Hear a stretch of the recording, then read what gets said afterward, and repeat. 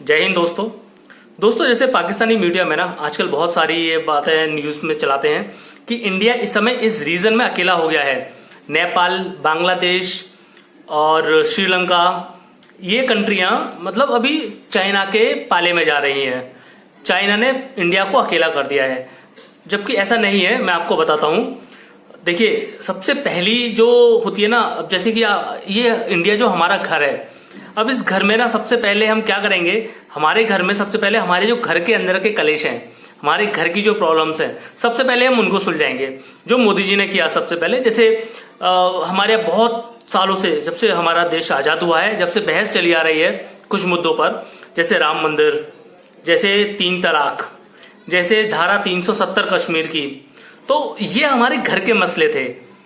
इनको पहले हमें निपटाना था और निपटा रहे हैं। और भी हैं ऐसे काफी सारे भी जो लॉस हैं जो कि इंटरनली इंडिया को बहुत तकलीफ देते हैं, जिसकी वजह से हम ना आगे ग्रो नहीं कर पा रहे अच्छे से। तो धीमे धीमे करके ये सारे एक एक करके ये सारे खत्म होते जा रहे हैं। तो अभी जब घर का आपका कलेश जब खत्म हो जाएगा, जब शांति हो जाएगी, तभी तो आप बाहर जाके अच्छे से डिप्लोमेसी कर सकेंगे, बाहर जाके अच्छे रिलेशन बना सकेंगे। तो अभी वो टाइम आया है, वो पीक आया है कि अब हम जाके, जैसे और हो रहा है, जैसे कि हमारे सऊदी अरब के साथ बहुत अच्छे रिलेशन है और पूरे यूएई के साथ हमारे बहुत अच्छे रिलेशन है। पूरे मिडिल ईस्ट में भारत की मतलब बहुत ज्यादा इज्जत है इस समय। वो अभी हुई है, इससे पहले इतनी नहीं थी जितनी मोदी जी के आने के बाद हुई है डिप्लोमेसी उधर इतनी अच्छी। इसके अलावा हमारे यूएस के साथ बहुत अच्छे ताल्लुक हैं, फ्रांस के साथ, ब्रिटेन के साथ, जर्मनी के साथ, ऑस्ट्रेलिया, न्यूजीलैंड, इनके साथ हमारे बहुत अच्छे ताल्लुकात हो रहे हैं।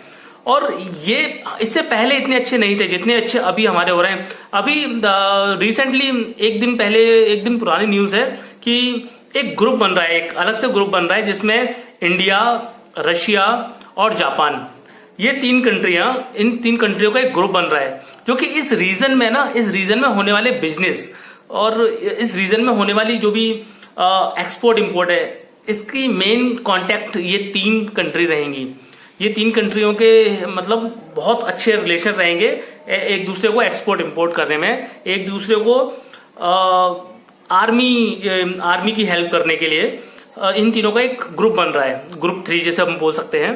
तो ये बहुत अच्छा हो रहा है और यही चीज पाकिस्तानी मीडिया में और पाकिस्तानी लोगों को पच नहीं रही है कि इंडिया इतनी तरक्की कर रहा है तो इसको मतलब हम डोमिनेट करें, इसको हम नीचे धक्का मारें, कोई ना कोई झूठी खबर, फॉल्स खबर फैलाएं हम, जिससे कि इंडिया को मतलब इंडिया के अंदर के लोग पाकिस्तानी न्यूज सुन के इंडिया के अंदर के लोग क्रिटिसाइज करें और उनको मतलब हम मतलब अंदर दंगे भड़के हमारे यहाँ एक अलग से आंदोलन हो। उनका सिर्फ सीधा यही मकसद है, जबकि ऐसा अब नहीं होने वाला है। अब इंडिया एक बहुत स्टेबल कंडीशन में पहुंच रहा है और बहुत जल्दी, भगवान ने चाहा तो बहुत जल्दी पहुंच जाएगा और एक टॉप पोजीशन पे होगा इस समय। जैसे आप देखेंगे ना कि इस समय हम बहुत ही ज्यादा निर्णायक भूमिका में रहते हैं। जैसे अमेरिका में, अभी अमेरिका में इलेक्शन होने वाले हैं, तो अमेरिका ने एक तरह से अपने इलेक्शन कैंपेन के लिए ह्यूस्टन में हाउडी मोदी का एक प्रोग्राम रखा था। यानी कि इंडिया एक इतनी बड़ी कंट्री के नेता को हम उसकी हेल्प, वो हमें अपनी हेल्प के लिए बुला रहा है, तो ये बहुत बड़ी बात है। जैसे अब वो इंडिया आया था अभी, नमस्ते ट्रंप जो एक प्रोग्राम हुआ था गुजरात में, ट्रंप साहब खुद इंडिया आए थे। मतलब ये बहुत बड़ी बात है कि हम एक किसी बड़ी कंट्री के लिए हम गेम चेंजर हो सकते हैं, हम किसी बड़ी कंट्री के लिए हम बहुत बड़े बेनिफिशियल हो सकते हैं। और जैसे हमारी पॉलिसीज हैं, इनके साथ में, अमेरिका के साथ में, फ्रांस के साथ में, जर्मनी के साथ में जो हमारी पॉलिसी है ना, वो बड़ी ही क्लियर है। कोई भी ढकी छुपी बात नहीं है, बिल्कुल क्लियर पॉलिसी है कि हम ये कर रहे हैं और ये हम करेंगे, हमारे इंडिया के बेहतर में है। क्योंकि देखिए आप 370 जब हटाया इंडिया ने, तो कितनी कंट्रियों ने आवाज उठाई?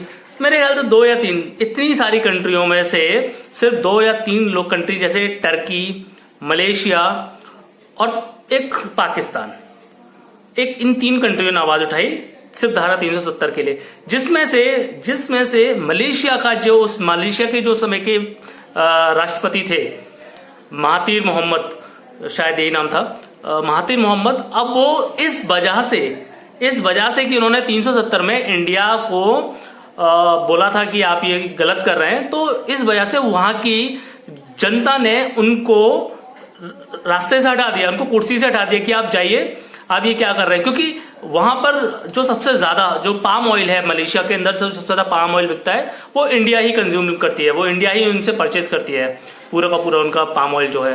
और वो इंडिया ने मना कर दिया था लेने से, तो उनकी मतलब 1 महीने के अंदर उनको मालूम पड़ गई थी कि हमारी कंडीशन क्या हो जाएगी। उनके पास कुछ भी नहीं बचेगा, क्योंकि पाम ऑयल सबसे ज्यादा हम ही खरीद रहे हैं, जब हम नहीं खरीदेंगे तो वो रखा रखा खराब हो जाएगा। तो आज की डेट में जो वहां के नए राष्ट्रपति है, वो डेफिनेटली वो इंडिया के साथ ही होंगे। ये पाकिस्तान भले ही कितनी भी प्रॉक्सी कर ले, भले ही कितने भी वायदे कर ले कि मलेशिया टर्की हमारे साथ है, लेकिन देखिए टर्की अगर करेगा तो करेगा, एक कंट्री करेगी तो करेगी, क्या फर्क पड़ता है इससे। लेकिन मलेशिया मैं जानता हूं जहां तक वो अभी इंडिया का साथ ही देंगे, क्योंकि वो देख चुके हैं अगर इंडिया का साथ नहीं दिया तो फिर उनको बहुत प्रॉब्लम्स हो सकते हैं फ्यूचर में। और यही वजह है कि हम ताकतवर बन रहे हैं, क्योंकि हमने अपने अंदर, घर के अंदर हमने जो भी हमारे मसले थे, जो भी हमारी प्रॉब्लम थी, वो हमने सॉल्व की है। तो ये बहुत ही अच्छी बात है। हमें अपने प्राइम मिनिस्टर को इसके लिए थैंक्स बोलना चाहिए और हमें शुक्रिया अदा करना चाहिए हमारे प्राइम मिनिस्टर का।